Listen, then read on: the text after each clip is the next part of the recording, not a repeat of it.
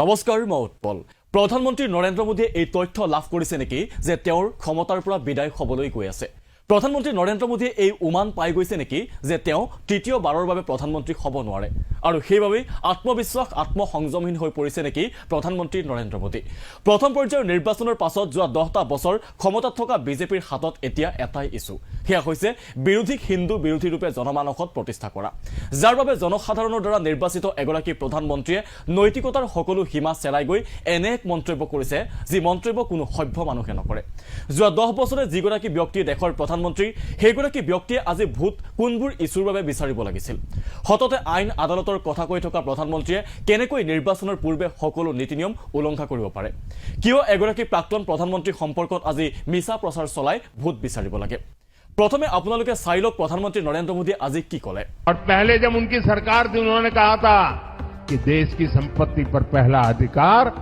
मुसलमानों का है इसका मतलब ये संपत्ति इकट्ठी करके किसको बांटेंगे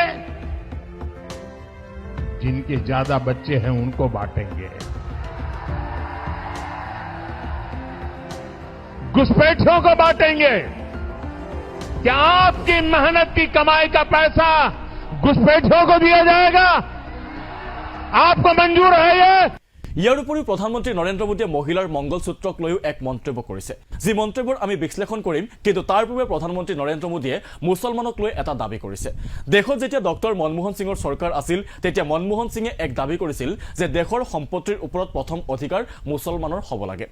অৰ্থাৎ সম্পদৰ বণ্টন কৰা হ'ব সেই সকলৰ মাজত যাৰ পৰিয়ালত অধিক সন্তান আছে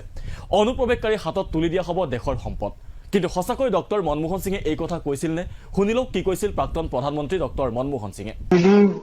our collective priorities are clear agriculture irrigation and water resources health education critical investment in rural infrastructure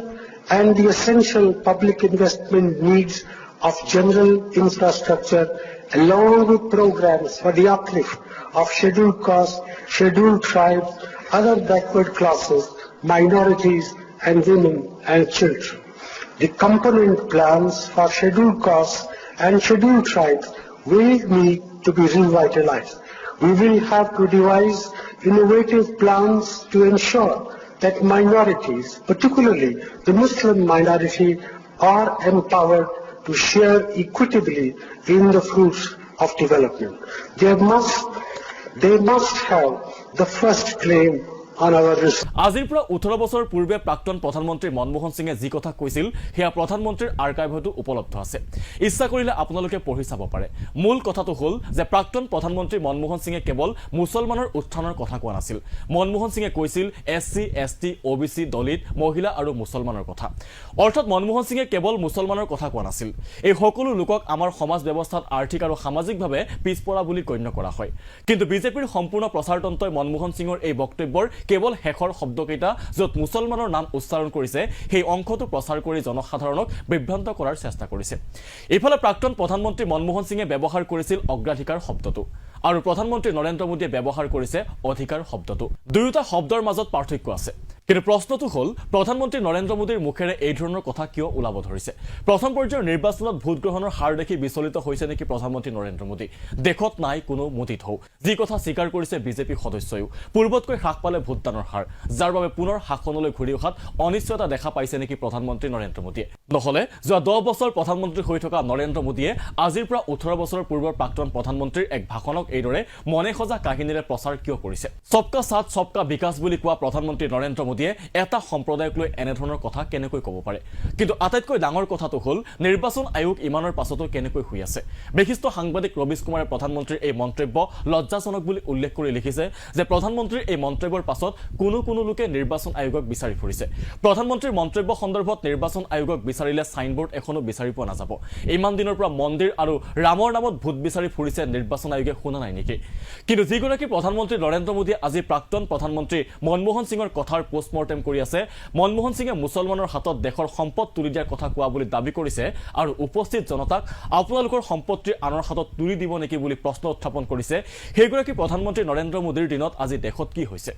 এই বাতৰিটোলৈ মন কৰক এয়া এই বছৰৰে 20 মাৰ্চত প্ৰকাশিত বাতৰি পেৰিছ স্কুল অফ ইকনমিক্সৰ ৱৰ্ল্ড ইনইকুৱেলিটি লেবৰ তথ্য অনুসৰি দেশৰ 40% সম্পত্তি পুঞ্জীভূত হৈছে কেৱল 1% ধনী লোকৰ হাতত ভাৰতৰ এই আৰ্থিক বৈষম্যই ব্ৰিটিছৰ দিনকো চেৰ পেলালে মনমোহন সিঙৰ কথা কোৱা নৰেন্দ্ৰ মোদীয়ে নিজৰ চৰকাৰৰ দিনত সংঘটিত হোৱা এই ঘটনা সম্পৰ্কত কি ক'ব কেৱল এয়াই নহয় প্ৰধানমন্ত্ৰী নৰেন্দ্ৰ মোদীয়ে আন এক আশ্চৰ্যকৰ মন্তব্য কৰিছে সেয়া হৈছে মহিলাৰ মংগলসূত্ৰক লৈ ये कांग्रेस का मैनिफेस्टो कह रहा है कि वो माताओं बहनों का सोने का हिसाब करेंगे उसकी जड़ती करेंगे जानकारी लेंगे और फिर उस संपत्ति को बांट देंगे और उनको बांटेंगे जिनको मनमोहन सिंह जी की सरकार ने कहा था कि संपत्ति पर पहला अधिकार मुसलमानों का है भाइयों बहनों ये अर्बन नक्सल की सोच मेरी माताओं बहनों ये आपका मंगलसूत्र भी बचने नहीं देंगे यहां तक जाएंगे मैं कहता প্ৰধানমন্ত্ৰী নৰেন্দ্ৰ মোদীৰ এই মন্তব্যৰ উত্তৰ দিছে কংগ্ৰেছে সঁচাকৈ কংগ্ৰেছৰ মেনিফেষ্টত এই ধৰণৰ কথা কোৱা হৈছে নেকি যে দেশৰ মহিলাসকলৰ মংগলসূত্ৰৰ হিচাপ লৈ মুছলমানসকলক ভগাই দিয়া হ'ব কংগ্ৰেছৰ দুই মুখপাত্ৰ সুপ্ৰিয়া শ্ৰীনাথে আৰু পৱন খেৰাৰ মুখেৰে শুনক উত্তৰ